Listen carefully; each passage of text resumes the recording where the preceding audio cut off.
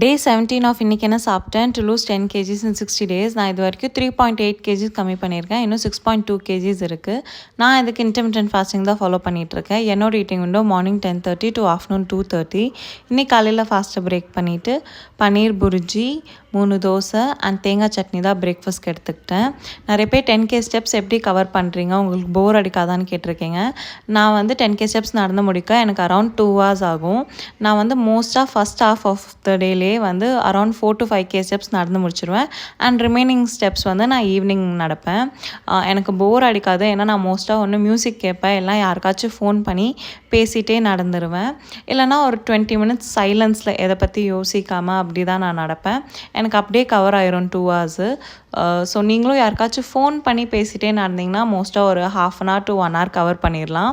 Around 11:30க்கு இன்றைக்கி 2 piece பலாப்பழம் எடுத்துக்கிட்டேன். அண்ட் இன்றைக்கி எனக்கு ஆஃபீஸ் டே, ஸோ லஞ்சுக்கு வெளியில் தான் சாப்பிட போயிருந்தோம். தந்தூரி ரொட்டி 2 பீஸ், கொஞ்சம் ரைத்தா அண்ட் எக் மசாலா. இதில் வந்து ஒரு ஃபுல் எக்கும் ஒரு எக் ஒயிட்டும் எடுத்துக்கிட்டேன். அது கூடவே தந்தூரி சிக்கனில் ஒரு பீஸ் அண்ட் வந்து கோடி வேப்புடு, இதில் வந்து ஒரு 4 to 5 pieces ஆஃப் சிக்கன் எடுத்துக்கிட்டேன். இன்றைக்கான ஃபிசிக்கல் ஆக்டிவிட்டி வந்து walking around 10K steps complete பண்ணேன்.